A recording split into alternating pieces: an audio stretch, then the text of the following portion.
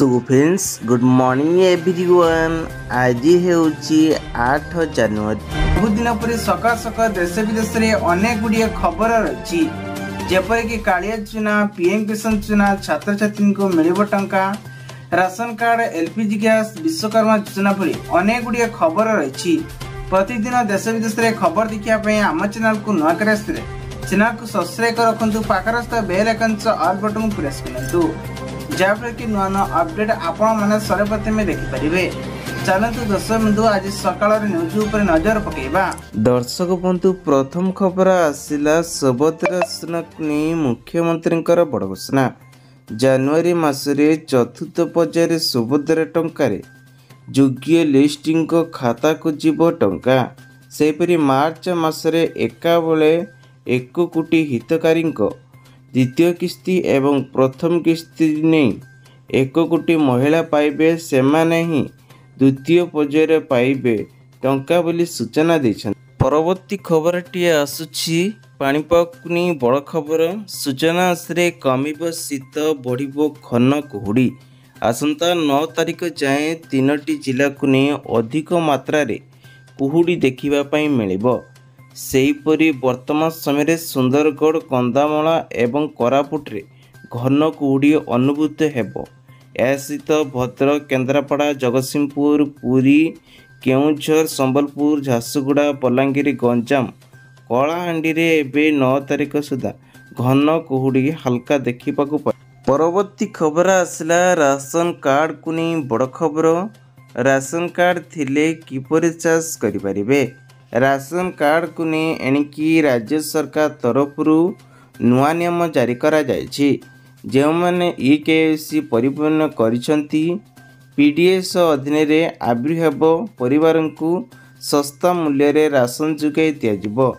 ताहले आपण माने किभरी देखि परिबे। ओडिसा रे आवेदन पाई force.odisha.gov.in को जानतु। निजर आधार कार्ड, मोबाइल नंबर दे आपण माने चेक करिपारिबे। परवर्ती खबर आसला पेंशन एवं 3 गुणा वृद्धि। राज्य सरकार बड़ निष्पत्ति। वृद्ध और दिव्यांग पाई उड़ीसा सरकार गुरुत्वपूर्ण रिलीफ व्यवस्था बंटन करचंती। 80 वर्षरु अधिक वयस्क व्यक्ति तथा 80% अधिक शारीरिक अक्षम थिबा व्यक्ति मासकु सामाजिक सुरक्षा पेंशन 1200 रु एवं 3500 टंका को वृद्धि करा जायछि। परवर्ती खबर आसला भारत रे काया मेलाइछि। HMPV भाइरस को नहीं नागपुर रे 2 जन संक्रमण चिन्हट होइछंती। गोटिए परे गोटिए पॉजिटिव हेउछि चिन्हट। बेंगलुरु रे 2 जन, तमिलनाडु रे 2 जन एवं अहमदाबाद रे जने HMPT पॉजिटिव चिन्हट होइता बेले आज नागपुर रे आउ 2 जन चिन्हट होइछंती। परवर्ती खबर आसला महिला को मासक मिलिबो 2500 टंका। सरकारंकर बड़ घोषणा।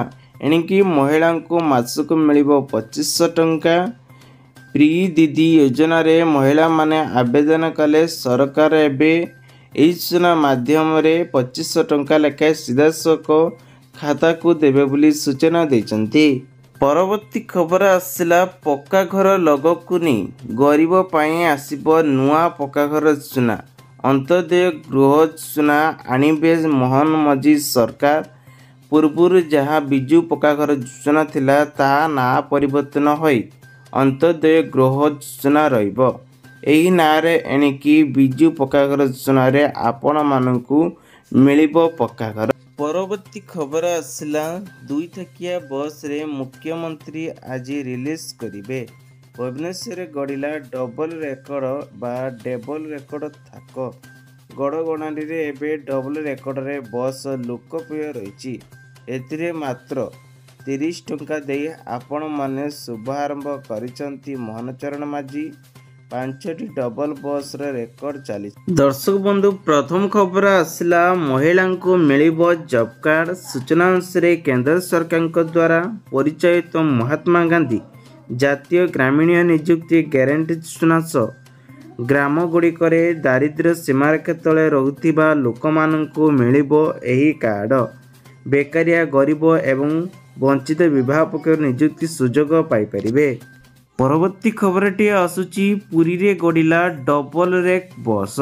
ସୂଚନା ଅନୁସାରେ 2 ମହଲା ବସ୍ରେ ଶ୍ରୀକ୍ଷେତ୍ର ଭ୍ରମଣ ଆସିବେ ପ୍ରଯୋଜକ। ବସ୍ ଛାତ ଉପରେ ଏବେ ସେକ୍ରେଟେରୀ ଏସି ମଜା ନେବାର ଝରକ ପାଇବେ। ତେ ପ୍ରକୃତରେ ନୂଆ ଧର୍ଷରେ ନୂଆ ରୂପରେ ପୁରୀରେ ଗଡ଼ିବ ଡବଲ ରେକର୍ଡରେ ବସ୍। ପରବର୍ତ୍ତୀ ଖବର ଆସିଲା ମହିଳାଙ୍କୁ ପ୍ରତି ମାସରେ ମିଳିବ 2500 ଟଙ୍କା। ସୂଚନା ଅନୁସାରେ ଏବେ ମହିଳାମାନଙ୍କ ପାଇଁ ଦିଦି ଯୋଜନା ବାହାରିଛି। ଏହି ଦିଦି ଯୋଜନାରେ ମାସକୁ ସରକାର ରାଜନୈତିକ ଦଳ ଏହି ଭିତରେ ମହିଳାଙ୍କ ଭୋଟ ଆକର୍ଷିତ କରି ପ୍ରୋତ୍ସାହିତ ଜାରି ରଖାଯାଇଛି। ଯଦି ଦଳ କ୍ଷମତାକୁ ଆସେ ତେବେ ତାହେଲେ ପ୍ରିୟ ଦିଦି ଯୋଜନାରେ ଲାଗୁ କରିଥିବା ଘୋଷଣା କରାଯାଇଛି। ଏହି ଯୋଜନା ଅଧୀନରେ ପ୍ରତ୍ୟେକ ଚାଷୀମାନଙ୍କୁ ଅଥବା ମହିଳାମାନଙ୍କୁ 2500 ଟଙ୍କା ଲେଖାଏଁ ମିଳିବ। ପରବର୍ତ୍ତୀ ଖବରଟି ଆସୁଛି ଚିନ୍ତା ବଢ଼ାଉଛି HMPV ଭାଇରସ୍। ମାସ୍କ ପିନ୍ଧିବାକୁ ପରାମର୍ଶ ଦେଲେ ସରକାର। ଚାଇନାରେ ଆଉ ଏକ ମାମଲା ସୃଷ୍ଟି ହେଉଛି। ତେବେ HMHP ମାମଲା ଭିତରେ 3 ଜଣଙ୍କ ଦେହରେ ଚିହ୍ନଟ ହୋଇଛି। ତେବେ HMPV ଭୂତାଣୁକୁ ନେଇ ଏବେ କର୍ଣ୍ଣାଟକରୁ ଏବଂ ଅହମ୍ମଦାବାଦ ଗୋଟିଏ ମାମଲା ସାମ୍ନାକୁ ଆସିଛି। ସଂକ୍ରମିତ ବଢ଼ିବାରେ ଲାଗିଛି। ତେବେ ରାଜ୍ୟ ସରକାର ସମସ୍ତଙ୍କୁ ମାସ୍କ ପିନ୍ଧି ବୁଲିବା ପାଇଁ ଅନୁରୋଧ କରିଛନ୍ତି। ପରବର୍ତ୍ତୀ ଖବର ଆସିଲା SBIର ନୂଆ ସ୍କିମ୍। ଭାରତୀୟ ଷ୍ଟେଟ୍ ବ୍ୟାଙ୍କ ଅଫ୍ ସେଲ୍ ସେଭିଂରେ ଏବେ ପ୍ରାଧାନ୍ୟ ଦେବା ପାଇଁ ନୂଆ ଯୋଜନା ଆରମ୍ଭ କରାଯାଇଛି। ହର ହର ଲେଖପତି ନାମରେ ଏକ ନୂଆ ଯୋଜନା ରେକର୍ଡ କରିଛି। ଡିପୋଜିଟ୍ ସ୍କିମ୍ ଉପରେ ଆରମ୍ଭ କରି ଷ୍ଟେଟ୍ ବ୍ୟାଙ୍କ ଏବେ 7.5% ସୁଧ ଦେଉଛି। ଏହାଦ୍ୱାରା ଆପଣମାନେ ମଧ୍ୟ ଟଙ୍କା ରଖିପାରିବେ ଏବଂ ଅଧିକ ଟଙ୍କା ଉଠାଇ ପାରିବେ। ପରବର୍ତ୍ତୀ ଖବର ଆସିଲା ବିଜୁଳି କମ୍ପାନୀର ବଡ଼ ଘୋଷଣା। ବକେୟା ଟଙ୍କା ଦେଇନଥିଲେ ରିହାତି ନେଇ ଏବେ ସରକାର ତରଫରୁ ଆସିଛି ବଡ଼ ଖବର। ଯେଉଁମାନଙ୍କର ଗୋଟିଏ କିଲୋୱାଟର ସଂଯୋଗ ରହିଛି ସେମାନଙ୍କୁ 100% ରିହାତି ମିଳିଛି। ଠିକ୍ ସେମିତି ଦ୍ୱିତୀୟ ରିହାତି ଜାନୁଆରୀ 15 ତାରିଖ ପର୍ଯ୍ୟନ୍ତ ଚାଲୁ ରହିବ, ଯେଉଁଠି ଆପଣ 80% ପର୍ଯ୍ୟନ୍ତ ରିହାତି ମିଳିପାରିବ। ଏଥର ଜାନୁଆରୀ 32 ପର୍ଯ୍ୟନ୍ତ ଚାଲିବାକୁ ରିହାତି ଅଫର 70% ଛାଡ଼ କରାଯିବ ବୋଲି ଯୋଜନା କରାଯାଇଛି।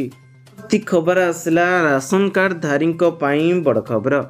ରାସନ କାର୍ଡରେ ଏଣିକି ପ୍ରତି ମାଗଣାରେ ସରକାର ତରଫରୁ 5 କିଲୋ ଚାଉଳ ମୁଣ୍ଡ ପିଛା ଦେଉଛନ୍ତି। ତେବେ ଏହି 5 କିଲୋ ଚାଉଳ ପାଇବା ପାଇଁ ସରକାର ତରଫରୁ ଏକ ନୂଆ ନିୟମ ଜାରି କରାଯାଇଥିଲା EKYC କରିବା ପାଇଁ।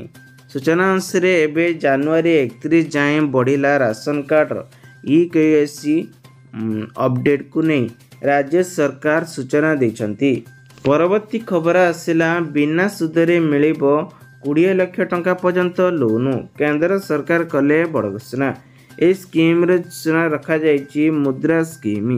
ପ୍ରଧାନମନ୍ତ୍ରୀ ମୁଦ୍ରା ସ୍କିମ୍ରେ ଯଦି ଆପଣମାନେ ବ୍ୟବସାୟ ପାଇଁ ପ୍ଲାନ୍ ରଖିଛନ୍ତି ଏହି ଯୋଜନାରେ ଲାଭ ଉଠାଇବା ପାଇଁ, ଏହି ଯୋଜନାର ସମସ୍ତ କମ୍ ସୁଧରେ ଆପଣମାନଙ୍କୁ ଦେବେ କେନ୍ଦ୍ର ସରକାର 20 ଲକ୍ଷ ଟଙ୍କା। ପରବର୍ତ୍ତୀ ଖବର ଆସିଲା PM କିଷାନ ଯୋଜନାରେ ଚାଷୀ ଭାଇମାନଙ୍କ ପାଇଁ ବଡ଼ ଖବର। PM କିଷାନ ଯୋଜନାରେ ଏଣିକି ଚାଷୀଙ୍କୁ ମିଳିବ 19ତମ କିସ୍ତିରେ। ଯେଉଁମାନେ ଯୋଗ୍ୟ ଅଛନ୍ତି ସେମାନଙ୍କ ଖାତାକୁ ଆସିବ 2000 ଟଙ୍କା। ତେବେ ପ୍ରତି PM କିଷାନ ଯୋଜନାରେ ହିତକାରୀଙ୍କୁ EKYC ଓ ଜମିର ରେକର୍ଡ ଗୁଡ଼ିକ ଶୀଘ୍ର ଚାଷ କରିବା ପାଇଁ ଘୋଷଣା କରାଯାଇଛି। ପରବର୍ତ୍ତୀ ଖବରଟି ଆସୁଛି ଇ-ଶ୍ରମ କାର୍ଡରେ ନୂଆ ଖବର। ନୂଆ ଲିଷ୍ଟକୁ ନେଇ ଏବେ ନୂଆ ନାମ ଯୋଡ଼ା ଯାଉଛି। ନୂଆ ବର୍ଷରେ ନୂଆ ଲୋକଙ୍କ ପାଇଁ ଖୁସି ଖବର। ଇ-ଶ୍ରମ କାର୍ଡ ଥିଲେ ଏଣିକି ବୀମା ସହିତ 1000 ଟଙ୍କା ଲେଖା ସହାୟତା ଦେଉଛନ୍ତି। ତେବେ ଶ୍ରମିକମାନେ ଏଥିରେ ଜଡ଼ିତ ରହିଥିବା ଇ-ଶ୍ରମ କାର୍ଡ ମାଧ୍ୟମରେ ଯେଉଁମାନେ ଆବେଦନ କରିଛନ୍ତି ସେମାନଙ୍କ ନାଁରେ ଏବେ ନୂଆ ଲିଷ୍ଟ ଆସିଛି। ପରବର୍ତ୍ତୀ ଖବର ଆସିଲା ସୁଭଦ୍ରା ଯୋଜନାକୁ ନେଇ ବଡ଼ ଘୋଷଣା। ସୁଭଦ୍ରା ଯୋଜନାରେ ଯେଉଁମାନେ ଆବେଦନ କରିଛନ୍ତି ସେମାନଙ୍କ ନାମରେ ଏକ ନୂଆ ଲିଷ୍ଟ ଆରମ୍ଭ କରାଯାଇଥିଲା। ତେବେ ଜାନୁଆରୀ 15 ପରେ ମିଳିବ ସୁଭଦ୍ରା ଟଙ୍କା।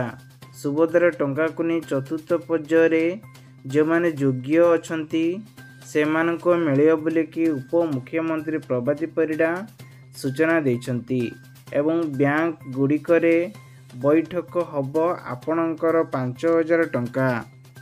ପରବର୍ତ୍ତୀ ଖବର ଆସିଲା SBI ଗ୍ରାହକମାନଙ୍କ ପାଇଁ ବଡ଼ ଖବର।